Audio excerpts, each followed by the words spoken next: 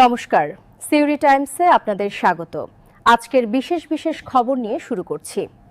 নানুর বাসাপাড়ায় ২৭শে জুলাই শহীদ দিবস প্রস্তুতি পর্ব তুঙ্গে। প্রতি বছরের ন্যায় এবছরেও ২৭শে জুলাই নানুর বাসাপাড়ায় শহীদ দিবস উদযাপন হবে।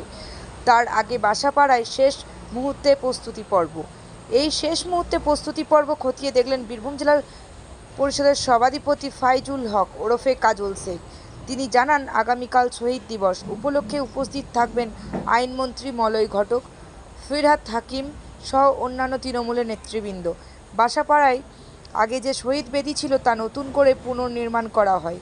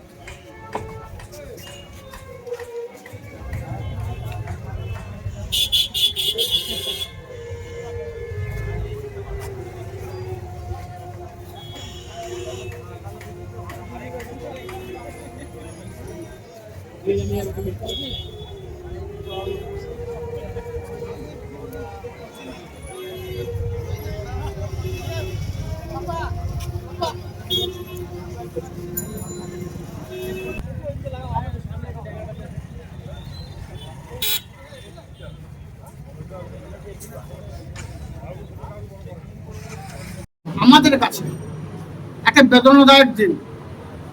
ওই দিনটার কথা মনে পড়লে রক্ত টকবক করে ফুটে। আমরা দেখেছি 11 জন ক্ষেত মজুরকে কিভাবে তাদেরকে একের পর এক বাড়ি থেকে বের করে নিয়ে এসে নিষ্ঠুর নির্মমভাবে পৈশাচিকভাবে বামফ্রন্টে হাতবাদরা হত্যা করেছিল। তাদের একটাই অপরাধ ছিল, তারা বাংলা পরিবর্তন চেয়েছিল।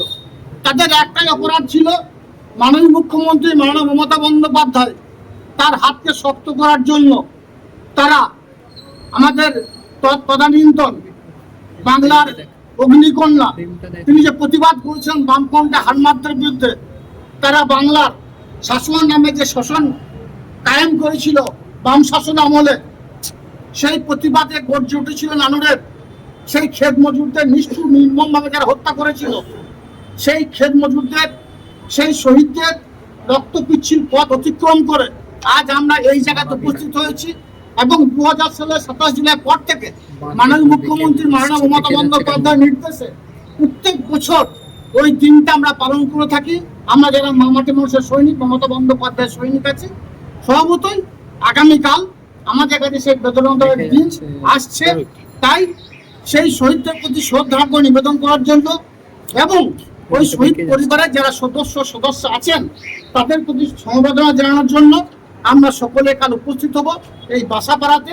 এবং ওই 11 জন ক্ষেত মজুর সহ নানুরের বুকে পরিবর্তন করতে গিয়ে 2011 প্রাককালে আরও আমরা 14 জনকে হারিয়েছি।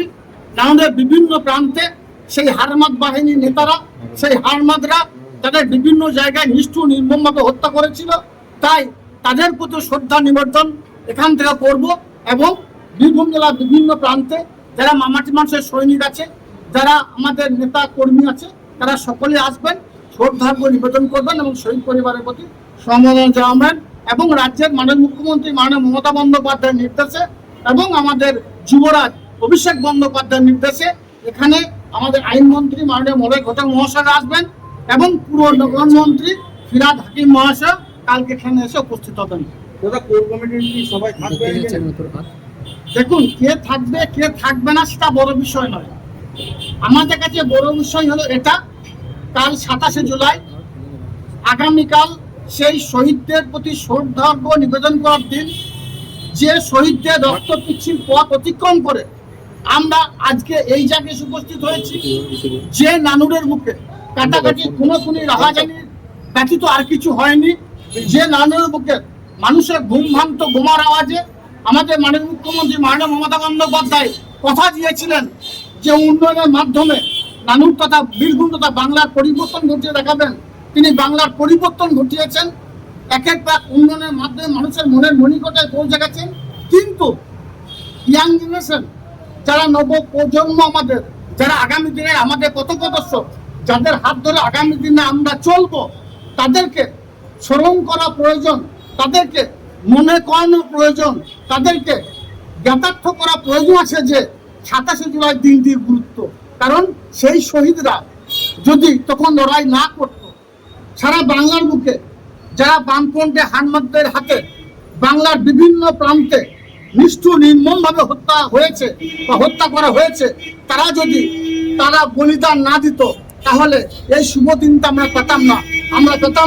আমাদের মাননীয় মুখ্যমন্ত্রী মাননীয় মমতা বন্দ্যোপাধ্যায় যে 94টি প্রকল্প বাস্তবায়িত করেছেন, বাংলার মানুষের স্বার্থে পিছিয়ে পড়া বাংলাকে এগিয়ে নিয়ে গেছেন। আমি বলবো সেই শহীদদের রক্ত পিচ্ছিল পথ অতিক্রম করে আমরা এই জায়গায় এসেছি।